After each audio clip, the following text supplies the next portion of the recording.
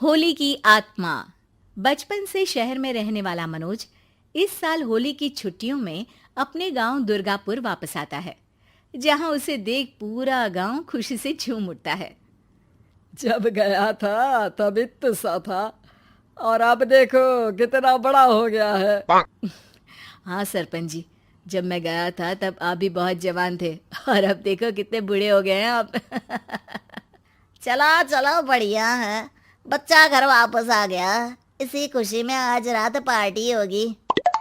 क्या बात है, गांव में भी पार्टियां होने लगी। वैसे अगर पार्टी की बात है तो आज क्यों सीधा होली पार्टी करते हैं। होली पार्टी की बात सुन चहल पहल में अचानक सन्नाटा छा जाता है, जिसे देख मनोज को कुछ अजीब लगता है, लेकिन तभी सरपंच बात पलट देता है। अब बहुत देर हो गई, चलो सब अपने घर चलो, पार्टी के बारे में कल सोचेंगे। मनोज भी मम्मी पापा के साथ घर आ जाता है, पर होली पार्टी और उस पर पूरे गांव की खामोशी वाली बात अभी तक उसके जहन से निकलती नहीं। पापा, होली पार्टी की बात पर सब चुप क्यों हो गए थे? अरे होगी उनकी कोई अपनी बात। मुझे गांव की पंचायत ही थोड़ी पता है। थक गया हूँ, चलो सो जाते हैं, कल बात करते हैं। पापा की बात मानते हुए मनोज भी सोने चला जाता है। आज तो छुपा लिया, लेकिन हफ्ते बाद जब होली का दिन आएगा तब इसे कैसे रोकोगे?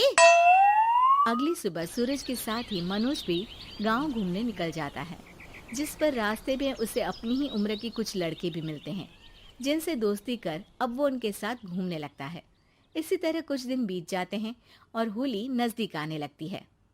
दोस्तों, होली में 4 दिन ही बचे हैं, पर गांव में उसकी कोई तैयारियां क्यों नहीं दिख रही? क्योंकि यहाँ होली नहीं मनाई जाती। अरे पर ऐसा क्यों? वो राजा भूषण। अरे तुम 4 दिन के लिए आए हो, क्या इतना सोच रहे हो? चलो कुछ खाने चलते हैं। इसी के साथ एक बार फिर होली की बात को टलते हुए देख मनोज को शक होने लगता है।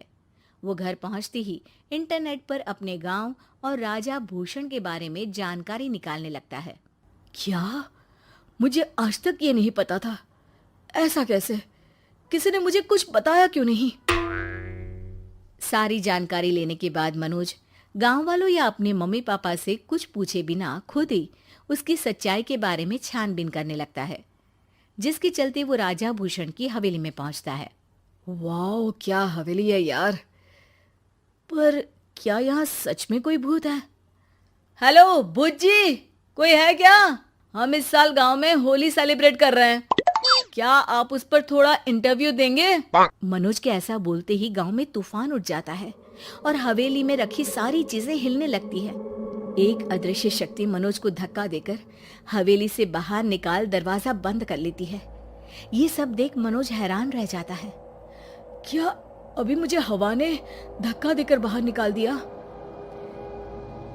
मेरे होते हुए इस गांव में कभी होली नहीं मन सकती, इसलिए दोबारा ऐसी कोशिश भी मत करना, अंजाम बुरा होगा। आवाज सुन मनोज हैरानी से इधर उधर देखने लगता है, पर उसे कोई दिखाई नहीं देता। वो गांव वापस आ जाता है, जहां तूफान की वजह से सब कुछ तहस महस हो चुका होता है। आखिर ये तूफान आया कैसे? ना ऐसा कोई मौसम था और ना ही हमने होली का त्योहार मनाने की बात की थी। सरपंच की बात पर कोई रिएक्शन दिए बिना मनोज चुपचाप अपने घर चला जाता है। इस तरह देखते ही देखते होली का दिन भी आ जाता है और मनोज रंग लेकर गांव में निकल जाता है, लेकिन गांव पूरी तरह खाली होता है।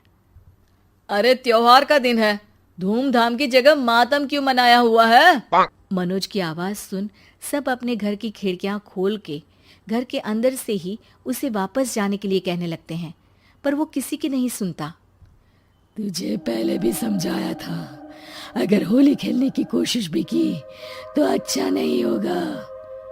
अरे बात मान लो बेटा, तुम्हें सच नहीं पता। मुझे सब पता है। सालों पहले इस राजा ने एक अंधविश्वास फैलाया और आप लोग आज तक उसे मानते आ रहे हो। अरे बेटा, जब तुम पैदा भी नहीं हुए थे उससे भी बहुत पहले से इस गांव पर होली का श्राप है। अगर गांव में होली का त्योहार मनाया जाता है तो प्रलय आना पक्की बात होती है। राजा भूषण इस सब में नहीं मानते थे और त्योहार मनाने लगे, जिसके चलते होली वाले ही दिन पहले उनके बेटे की और फिर उनकी मृत्यु हो गई।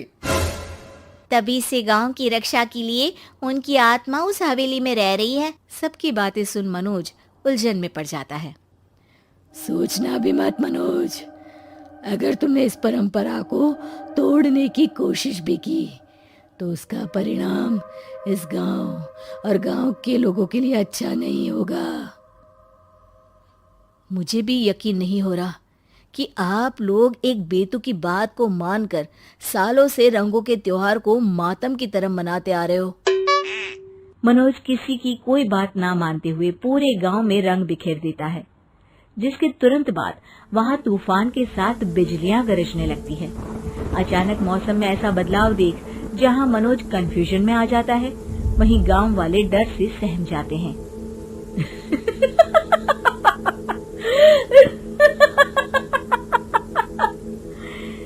इस लड़के ने हमारे जैसे सिर्फ अपने स्वार्थ के लिए नहीं बल्कि पूरे गांव की खुशियों के लिए यहाँ होली मनाई है, जिस वजह से अब इस गांव पर होली का श्राप टूटता है। ऐसा बोलकर राजा का भूत वहां से गायब हो जाता है, जिसके बाद गांव के लोग धूमधाम से होली मनाते हैं।